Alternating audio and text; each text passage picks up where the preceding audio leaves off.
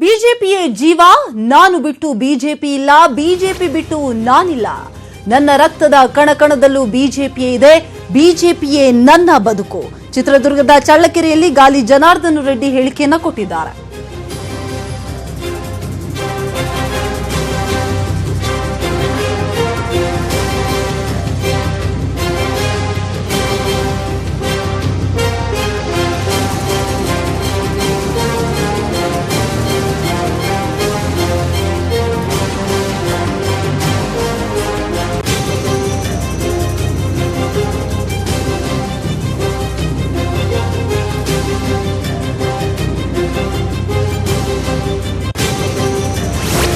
ಚಿತ್ರದುರ್ಗದ ಚಳ್ಳಕೆರೆಯಲ್ಲಿ ಗಾಲಿ ಜನಾರ್ದನ ರೆಡ್ಡಿ ಹೇಳಿಕೆಯನ್ನ ಕೊಟ್ಟಿದ್ದಾರೆ. ಬಿಜೆಪಿಯೇ ಜೀವ, ನನ್ನನ್ನ ಬಿಟ್ಟು ಬಿಜೆಪಿ ಇಲ್ಲ, ಬಿಜೆಪಿ ಬಿಟ್ಟು ನಾನಿಲ್ಲ. ನನ್ನ ರಕ್ತದ ಕಣಕಣದಲ್ಲೂ ಕೂಡ ಬಿಜೆಪಿ ಇದೆ, ಬಿಜೆಪಿಯೇ ನನ್ನ ಬದುಕು ಅನ್ನುವಂತಹ ಹೇಳಿಕೆಯನ್ನ ಕೂಡ ನೀಡಿದ್ದಾರೆ. ಇನ್ನು ಅಮಿತ್ ಶಾ ಯಾವ ಸಮಯದಲ್ಲಿ ನನ್ನ ಬಗ್ಗೆ ನನಗೂ ಬಿಜೆಪಿಗೂ ಯಾವುದೇ ಸಂಬಂಧ ಇಲ್ಲ ಅಂತ ಹೇಳಿದ್ರು ಅನ್ನೋದು ನನಗೆ ಗೊತ್ತಿಲ್ಲ. ಮೊಳಕಾಲ್ಮೂರು ಕ್ಷೇತ್ರದಲ್ಲಿ ಶ್ರೀರಾಮುಲು ಅವರು ಅಭ್ಯರ್ಥಿಯಾಗಿದ್ದಾರೆ. ರಾಮುಲು ಪರವಾಗಿ ಕೆಲಸ ಮಾಡಲು ನಾನು ಬಂದಿದ್ದೇನೆ ಅನ್ನುವಂತಹ ಹೇಳಿಕೆಯನ್ನ ಕೊಟ್ಟಿದ್ದಾರೆ. ಇನ್ನು ರಾಜ್ಯಾದ್ಯಂತ ಶ್ರೀರಾಮುಲು ಸುತ್ತಾಟ ನಡೆಸ್ತಾರೆ. ನಾನು ಮೊಳಕಾಲ್ಮೂರು ಕ್ಷೇತ್ರದಲ್ಲೇ ಇರ್ತೇನೆ, ಯಾಕಂತ ಹೇಳಿದ್ರೆ ಮೊಳಕಾಲ್ಮೂರು ಕ್ಷೇತ್ರದಲ್ಲಿ ಶ್ರೀರಾಮುಲು ಅವರು ಅಭ್ಯರ್ಥಿ ಆಗಿರೋದ್ರಿಂದಾಗಿ ಅವರ ಪರವಾಗಿ ನಾನು ಕೆಲಸವನ್ನ ಮಾಡ್ತೀನಿ ಅನ್ನುವಂತಹ ಹೇಳಿಕೆಯನ್ನ ಜನಾರ್ದನ್ ರೆಡ್ಡಿ ನೀಡಿದ್ದಾರೆ.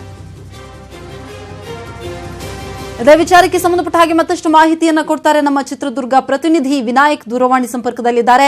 ವಿನಾಯಕ್, ನನ್ನನ್ನ ಬಿಟ್ಟು ಬಿಜೆಪಿ ಇಲ್ಲ, ಬಿಜೆಪಿ ಬಿಟ್ಟು ನಾನಿಲ್ಲ, ಬಿಜೆಪಿಯೇ ನನ್ನ ಬದುಕು ಅಂತ ಹೇಳಿ ಜನಾರ್ದನ್ ರೆಡ್ಡಿ ಹೇಳಿಕೆಯನ್ನ ಕೊಟ್ಟಿದ್ದಾರೆ. ಯಾವ ಸಂದರ್ಭದಲ್ಲಿ ಹೇಳಿಕೆಯನ್ನ ಕೊಟ್ಟರು? ಏನು ಅಂತ ಹೇಳಿದ್ರೆ, ಇವತ್ತು ಏನು ಮೊಳಕಾಲ್ಮೂರಿನ ಹಾನಗಲ್ ಬಳಿ ಮನೆಗೆ ಇವತ್ತು ಜನಾರ್ದನ್ ರೆಡ್ಡಿ ಆಗಮಿಸುವಂತ ಸಂದರ್ಭದಲ್ಲಿ ಇನ್ನು ಇವತ್ತು ಚಳ್ಳಕೆರೆ ಮಾರ್ಗ ಮಧ್ಯದಲ್ಲಿರುವ ಎಲ್ಪಿ ಡಾಬಾದಲ್ಲಿ ಇವರು ಊಟಕ್ಕೆ ಓಕೆ ವಿನಾಯಕ್, ಸಂಪರ್ಕ ಸಾಧ್ಯ ಆಗ್ತಾ ಇಲ್ಲ, ಮತ್ತೆ ನಾವು ನಿಮ್ಮನ್ನ ಸಂಪರ್ಕ ಮಾಡ್ತೀವಿ.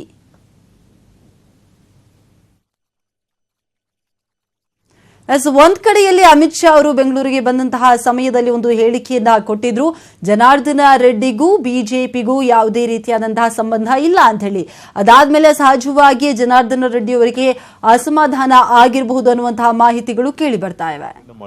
ನಾನು ಒಂದೇ ಒಂದು ವಿಚಾರ ಅಂತಂದ್ರೆ, 12 ವರ್ಷದ ಹಿಂದೆ ಒಂದು ಕುಮಾರಸ್ವಾಮಿ ಅವರ ವಿರುದ್ಧ ನಾನು ಹೋರಾಟ ಮಾಡುವಂತ ಸಂದರ್ಭದಲ್ಲಿ ಕೂಡ ಪಕ್ಷ ನನ್ನ ಅಮಾನತು ಮಾಡಿದಾಗ ಕೂಡ ನಾನು ಒಬ್ಬ ಪಕ್ಷದ ಕಾರ್ಯಕರ್ತನಾಗಿ ನಾನು ಕೆಲಸ ಮಾಡಿದೆ ನಾನು.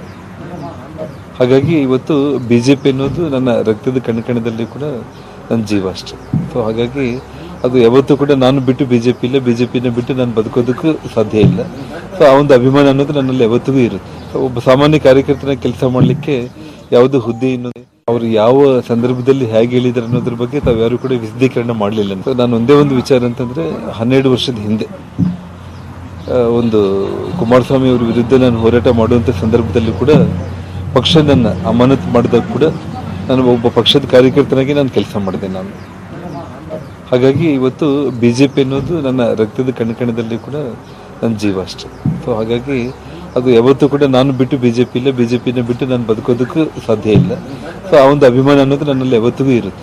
ಒಬ್ಬ ಸಾಮಾನ್ಯ ಕಾರ್ಯಕರ್ತನಾಗಿ ಕೆಲಸ ಮಾಡಲಿಕ್ಕೆ ಯಾವುದು ಹುದ್ದೆ ಅನ್ನೋದು ಅವರು ಯಾವ ಸಂದರ್ಭದಲ್ಲಿ ಹೇಗೆ ಹೇಳಿದ್ದಾರೆ ಅನ್ನೋದ್ರ ಬಗ್ಗೆ ತಾವ್ಯಾರು ಕೂಡ ವಿಶದೀಕರಣ ಮಾಡಲಿಲ್ಲ. ನಾನು ಒಂದೇ ಒಂದು ವಿಚಾರ ಅಂತಂದ್ರೆ, 12 ವರ್ಷದ ಹಿಂದೆ ಒಂದು ಇದು ಮಾಜಿ ಸಚಿವ ಜನಾರ್ದನ್ ರೆಡ್ಡಿ ಅವರ ಹೇಳಿಕೆ. ಯಾಕಂತ ಹೇಳಿದ್ರೆ ಅಮಿತ್ ಶಾ ಅವರು ಯಾವ ಸಂದರ್ಭದಲ್ಲಿ ಹೇಳಿದ್ರು ಅನ್ನೋದನ್ನ ನಾನು ನಿರ್ಧಾರ ಮಾಡೋದಕ್ಕೆ ಆಗೋದಿಲ್ಲ. ಹಾಗಾಗಿ ಅದರ ಬಗ್ಗೆ ಯಾವುದೇ ರೀತಿಯಾದಂತಹ ಅಸಮಾಧಾನವನ್ನ ಮಾಜಿ ಸಚಿವ ಜನಾರ್ದನ್ ರೆಡ್ಡಿ ಅವರು ತೋರಿಸ್ತಾ ಇಲ್ಲ. ಒಂದ್ ಕಡೆಯಲ್ಲಿ ಬಿಜೆಪಿಯೇ ನನ್ನ ಜೀವ, ಬಿಜೆಪಿ ಬಿಟ್ಟು ನಾನಿಲ್ಲ, ಅದೇ ರೀತಿಯಾಗಿ ನನ್ನನ್ನ ಬಿಟ್ಟು ಬಿಜೆಪಿ ಇಲ್ಲ ಅನ್ನುವಂತ ಹೇಳಿಕೆಯನ್ನ ಕೂಡ ಕೊಟ್ಟಿದ್ದಾರೆ. ನನ್ನ ರಕ್ತದ ಕಣಕಣದಲ್ಲೂ ಕೂಡ ಬಿಜೆಪಿ ಇದೆ, ಬಿಜೆಪಿಯೇ ನನ್ನ ಬದುಕು ಅನ್ನುವಂತ ಹೇಳಿಕೆಯನ್ನ ಕೂಡ ಈಗಾಗಲೇ ಮಾಜಿ ಸಚಿವ ಜನಾರ್ದನ್ ರೆಡ್ಡಿ ಅವರು ನೀಡಿದ್ದಾರೆ. ಇನ್ನು ಮೊಳಕಾಲ್ಮೂರು ಕ್ಷೇತ್ರದಲ್ಲಿ ಶ್ರೀರಾಮುಲು ಅವರು ಅಭ್ಯರ್ಥಿ ಆಗಿರೋದ್ರಿಂದಾಗಿ ಶ್ರೀರಾಮುಲು ಪರವಾಗಿ ನಾನು ಕೆಲಸವನ್ನ ಮಾಡಲು ಇಲ್ಲಿಗೆ ಬಂದಿದ್ದೇನೆ ಅನ್ನುವಂತಹ ಮಾತುಗಳನ್ನು ಕೂಡ ಆಡಿದ್ದಾರೆ.